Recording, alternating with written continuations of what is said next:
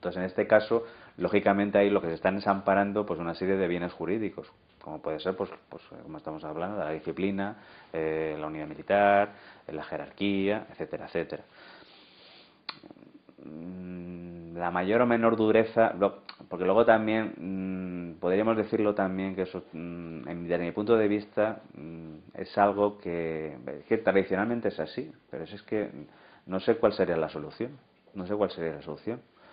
Y es que dentro del régimen disciplinario, las faltas leves pueden ir, por ejemplo, de 1 a 14 días. Perdón, de 1 a 14 días o incluso de 1 a 30 días, depende del mando que imponga la sanción. Y las faltas graves van de 1 mes y 1 día a 2 meses. Y las faltas muy graves pues van desde la separación del servicio, pérdida de puestos de escalafón. Es decir, una falta grave puede ser, por ejemplo, pues el consumo de alcohol de forma habitual. ¿Y qué se entiende por de forma habitual? Pues el propio régimen disciplinario lo establece como el consumo acreditado de forma pormenorizada por más de 3 veces en el plazo de 2 años. Es decir, una persona que tenga problemas de alcohol, te puedo asegurar que en el plazo de 2 años le han cogido no 3 veces, 23. Pues ya con eso, pues evidentemente la sanción es muy dura y puede llegar inclusive a la separación del servicio, que en este caso estamos hablando de echarle fuera del ejército. Estamos hablando de la apertura de un expediente gubernativo y es un tema serio. Y en ese caso ya el militar a ella no se le complica la vida. Es decir, la actuación del abogado por una falta leve es muy mínima. Es decir, la intervención del abogado, mejor dicho, en una falta leve es muy mínima. Va en función, si acaso, de la graduación. Es decir, si a un militar de alta graduación le impone una falta leve, pues en un momento dado sí que puede llegar a requerir los servicios de un abogado.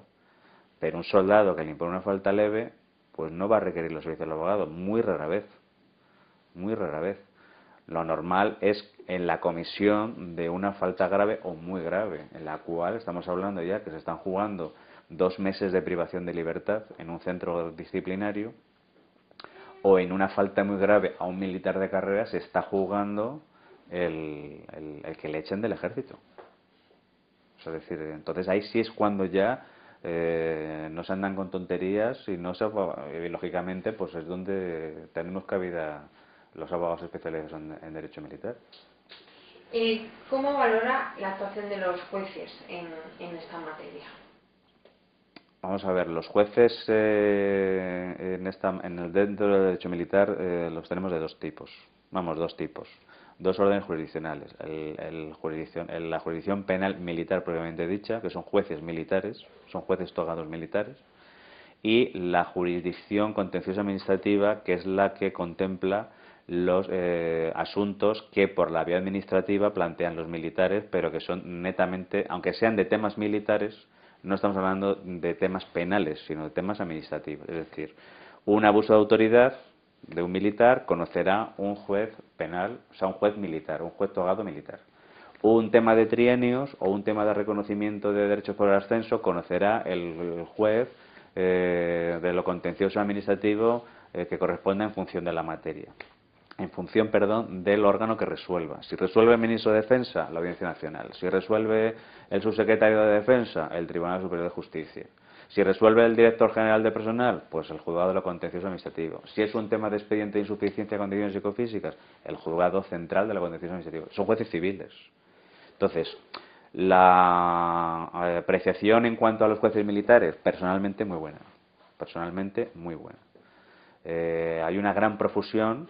Estamos hablando de que el hecho de que el delito sea más o menos grave, más o menos importante, no empece a que el juez militar lo vea y lo trate como si fuese el caso más importante de su vida. En ese sentido, pues he de destacar desde aquí por la gran profesionalidad que demuestran día a día los jueces militares en relación a su trabajo. En cuanto al tema a los jueces civiles que tratan asuntos militares, bueno, siempre se ha dicho que los jueces administrativistas o los jueces de lo contencioso administrativo son, por así decirlo, entre comillas, los pata negra. O sea, es decir, estamos hablando de que como a los jueces se les rige o les rige, mejor dicho, el principio iura nobis curia, es decir, que tienen la obligación de conocer la legislación. Pues claro, evidentemente, el derecho administrativo podemos decir que es casi el 90% de la legislación española. Si ese juez tiene obligación de conocer el 90% de la legislación española, por lo menos en el área que tiene que tocar, bueno, pues tiene que ser una maravilla. El único problema que nos encontramos los abogados, en general, pero concretamente en el administrativo, en el derecho militar y en el área civil, por así decirlo, es la prevalencia que tienen los actos administrativos de la Administración frente a los actos de parte. O sea, es decir, pensando, por ejemplo, poniendo un ejemplo, cuando estamos en un expediente de insuficiencia de condiciones psicofísicas, me encuentro, por un lado, un acta de una junta médico-pericial que sé positivamente y que incluso el juez sabe positivamente, porque sé que lo sabe, en todos los extremos, porque también se lo recuerdo yo, pero lo sabe perfectamente mejor que yo, de que esa junta ha tardado 5 minutos en ver a esa persona y determinar si es apto o no es apto, frente al informe que presentamos nosotros con nuestro perito, que ha sido un informe concienzudo, detallado, sopesado, que se ha tirado con él 23 horas, si es un tema psiquiátrico, pues con psicólogos, etcétera, etcétera. O sea, es decir, entonces, el ponerlo eso en la balanza, nos encontramos siempre, casi siempre, con la prevalencia de la prueba pericial de la Administración, por considerar que es una prueba independiente, por considerar que ese médico militar no gana nada con ello, no está viciado por la parte, pero lógicamente, desde mi punto de vista como abogado, yo que no puedo ser imparcial, sino que tengo que ser totalmente parcial, pues yo sí que tengo que decir que está viciado por la parte. Es decir, ese médico militar está cobrando el Ministerio de Defensa y siguiendo los dictados del Ministerio de Defensa. Entonces, si en determinados aspectos, por ejemplo, yo es algo que no puedo afirmar, pero hoy por hoy los militares que tienen algún problema médico y que ello conlleva una insuficiencia de condiciones psicofísicas, poco más o menos tienes que estar loco. Es decir, hombre, no loco de atar para que te encierren, pero sí tener un trastorno psiquiátrico en el cual determinen o puedan determinar la no continuación en el ejército, porque por el resto, salvo que vayas con una pierna bajo el brazo y en silla de ruedas, no se me ha dado nunca el caso, pero bueno, tendría serias dudas, porque claro, aunque vayas en silla de ruedas, pues ¿quién me dice que no puedes estar en un despacho ocupando un destino burocrático? Perfectamente. Entonces, es decir, no puedes correr, no puedes saltar de un camión, no puedes tirarte de un helicóptero desde un avión, pero puedes trabajar en el ministerio, en una oficina, archivando expedientes. Pues sí. Entonces, el único caso, o de los únicos casos en los cuales nos encontramos con que la Junta Médico-Pericial determina la baja, casi con rotundidad, es en los trastornos psiquiátricos. Porque hay que ver cómo le demuestras. ¿Cómo lo demuestras? Es muy difícil de demostrar, no hay análisis objetivos. En el resto de los casos tienes que llevar prácticamente la pierna bajo el brazo. Y aún así, con todo, si te pones una prótesis, yo creo que podrías continuar. Muy subjetivo, en definitiva. Sí, totalmente subjetivo. Y en base a eso, pues lógicamente, pues los jueces actúan, pero claro, ellos, en función de la jurisprudencia del Tribunal Supremo y en función de sus propias apreciaciones, nos cuesta a los abogados un imperio el demostrar que en esos casos concretos que estamos hablando, la prueba pericial de la Administración es una prueba que se ha realizado de forma poco sopesada, que el tribunal médico estaba formado por un pediatra, un especialista en un cardiólogo, un oculista y un dermatólogo. Y resulta que el problema que tiene mi cliente pues es un tema de rodillas.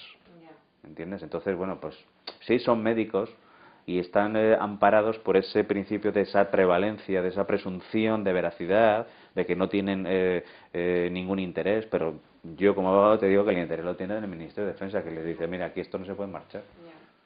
En los últimos años han aprobado diferentes leyes, como por ejemplo de tropa, de defensa nacional, de derechos y deberes.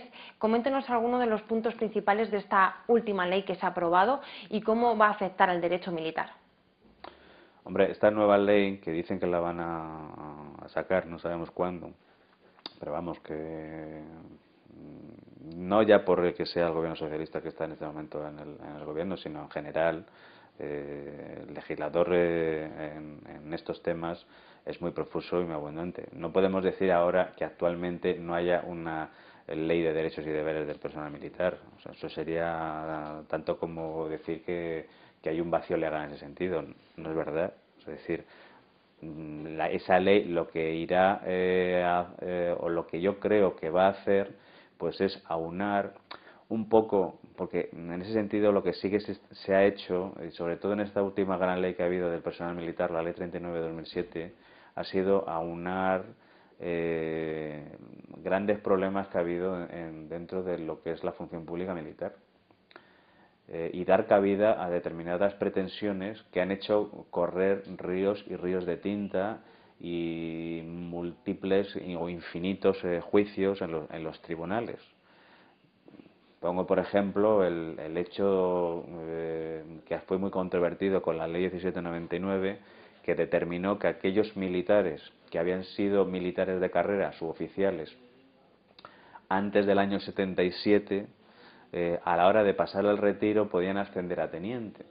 Entonces, claro, ¿qué pasaba con aquellos otros que habían tenido la mala suerte de ascender o ser militares de carrera a partir del 78? Porque se quedaban fuera. Entonces, eso era una situación de discriminación total y absoluta. Entonces, eso ha hecho, en este ejemplo que te digo, ha hecho correr ríos de tinta, de recursos, en vía administrativa, en la vía judicial, y dándose prácticamente todos contra la pared, atacándose por todas las vías posibles. Es decir, porque para poder conseguir un problema no hace falta solamente ir por línea recta, se puede ir por torcido, por abajo, por arriba, etcétera, etcétera. La ley 39 del 2007 ha recogido ese testigo y lo ha resuelto todo de un plumazo. Y es que permite a los suboficiales, al pasar a la reserva, aquellos que hayan ascendido, creo recordar que antes del año 99, ascender a teniente.